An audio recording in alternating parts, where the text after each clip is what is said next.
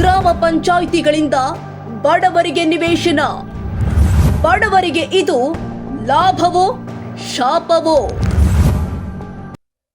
ನಮಸ್ಕಾರ, public first ವಿಶೇಷ ಕಾರ್ಯಕ್ರಮಕ್ಕೆ ಸ್ವಾಗತ. ನಾನು ಗಜೇಂದ್ರ.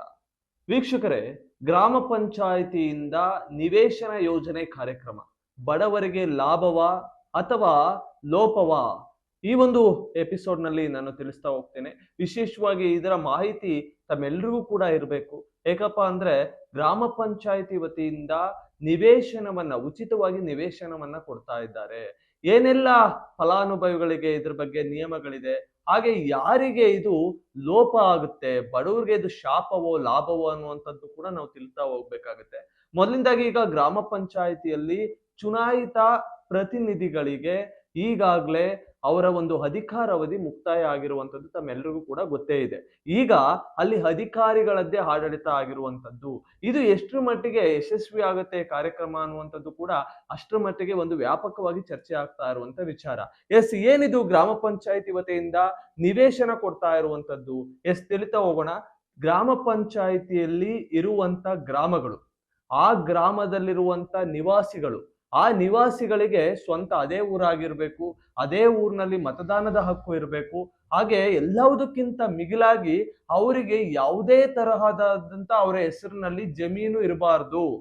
ಒಂದೇ ಒಂದು ಗುಂಟೆ ಎಲ್ಲೂ ಕೂಡ ಅವರ ಹೆಸರಲ್ಲಿ ಜಮೀನು ಇರಬಾರ್ದು ಇಡೀ ರಾಜ್ಯದಲ್ಲಿ. ಹಾಗೆ ಅವರ ಹೆಸರಲ್ಲಿ ಮನೆ ಇರಬಾರ್ದು.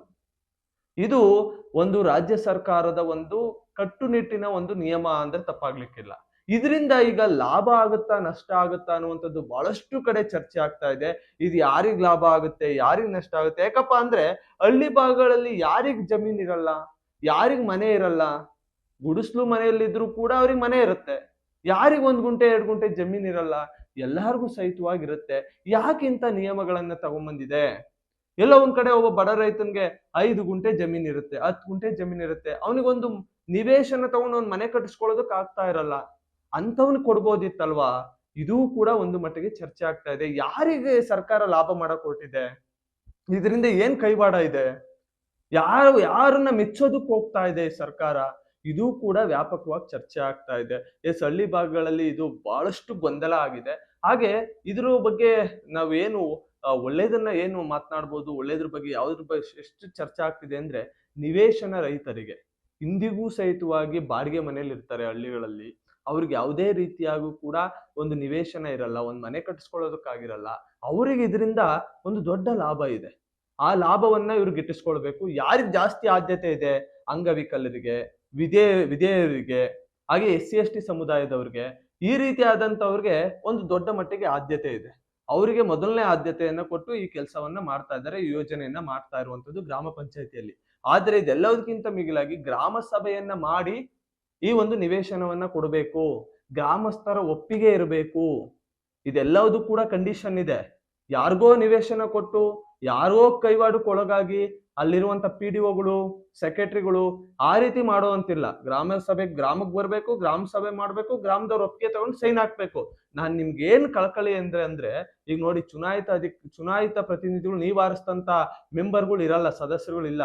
ಗ್ರಾಮ ಪಂಚಾಯತಿ PDO ಅವ್ರದೇ ಆಡಳಿತ ಅಧಿಕಾರಿ ಇರ್ತಾರೆ. ಅದಕ್ಕೋಸ್ಕರ ನೀವ್ ಯಾವ್ದಕ್ಕೆ ಸೈನ್ ಹಾಕ್ಬೇಕು ಅಂದ್ರೆ ಮೊದಲೇ ಯೋಚನೆ ಮಾಡಿ. ಅವ್ರು ಏನ್ ಬರ್ದಿರ್ತಾರೋ ಅದನ್ನ ಕೂಲಂಕುಷವಾಗಿ, ನಿಮ್ಗೆ ಓದೋದಕ್ಕೆ ಬರಲ್ವಾ, ಅಲ್ಲಿರುವಂತ ವಿದ್ಯಾವಂತರ ಕೈಲಿ ಓದಿಸಿ ಆ ನಂತರ ಸೈನ್ ಹಾಕಿ. ಯಾರಿಗೋ ಇದರಿಂದ ಮಧ್ಯವರ್ತಿಗಳಿಗೆ ಲಾಭ ಆಗೋದ್ ಬೇಡ, ಮೂರನೇವ್ರಿಗೆ ಲಾಭ ಆಗೋದ್ ಬೇಡ. ಇದು ನೀವೆಲ್ಲರೂ ಕೂಡ ತಿಳ್ಕೊಳ್ಬೇಕಾದಂತ ವಿಚಾರ. ಹಾಗೆ ಇದರಿಂದ ಏನೆಲ್ಲ ಈ ಒಂದು ಯೋಜನೆಯಿಂದ ಏನೆಲ್ಲ ಅನಾನುಕೂಲ ಇದೆ, ಲೋಪದೋಷ ಏನೆಲ್ಲ ಇದೆ ಅಂದ್ರೆ, ರಾಜಕೀಯದ ಹಸ್ತಕ್ಷೇಪ, ಅಪೂರ್ಣ ದಾಖಲೆ ಸಮಸ್ಯೆ ಕಾಡಬಹುದು, ಹಾಗೆ ಜಾಗದ ಕೊರತೆ, ಪಾರದರ್ಶಕತೆ ಕೊರತೆ, ಮಧ್ಯವರ್ತಿಗಳ ಹಾವಳಿ, ಹಾಗೆ ಹಕ್ಕುಪತ್ರ ವಿಳಂಬ, ಮೂಲ ಸೌಕರ್ಯ ಇಲ್ಲದೆ ಇರುವಂತದ್ದು. ಇದು ಕೂಡ ಬಹಳಷ್ಟು ಲೋಪದೋಷಗಳಿದೆ. ಹಾಗೆ ಇದೆಲ್ಲವುದನ್ನ ಮೀರಿ ನಿವೇಶನ ಅನ್ನುವಂಥದ್ದು ಅದೇ ಗ್ರಾಮದವ್ರಿಗೆ ಸಿಗಬೇಕು. ಮೂಲ ಯಾರು ಅವ್ರು ಬಡವ್ರು ಇರ್ತಾರೋ ಅವ್ರಿಗೆ ಸಿಗಬೇಕು. ಇದೆಲ್ಲೂ ಕೂಡ ಮಿಸ್ಗೈಡ್ ಆಗ್ಬಾರ್ದು ಅನ್ನುವಂಥ ವಿಚಾರವನ್ನ ಇವತ್ತಿನ ಒಂದು ಎಪಿಸೋಡ್ ನಲ್ಲಿ ತಿಳಿಸ್ಕೊಟ್ಟಿರುವಂತದ್ದು. ಮುಂದಿನ ಎಪಿಸೋಡ್ ನಲ್ಲಿ ಇದೇ ರೀತಿಯಾದಂತ ಒಳ್ಳೆ ಮಾಹಿತಿಯೊಂದಿಗೆ ಬರ್ತೀನಿ. ಅಲ್ಲಿವರೆಗೂ ಪಬ್ಲಿಕ್ ಫಸ್ಟ್ ಕನ್ನಡ ನೋಡ್ತಾ ಇರಿ. ಯೂಟ್ಯೂಬ್ ನಲ್ಲಿ ಸಬ್ಸ್ಕ್ರೈಬ್ ಮಾಡಿ, ಫೇಸ್ಬುಕ್ ನಲ್ಲಿ ಫಾಲೋ ಮಾಡಿ. ನಮಸ್ತೆ. ಪಬ್ಲಿಕ್ ಫಸ್ಟ್ ಕನ್ನಡ, ಇದು ಪ್ರಜೆಗಳ ಆಸ್ತಿ.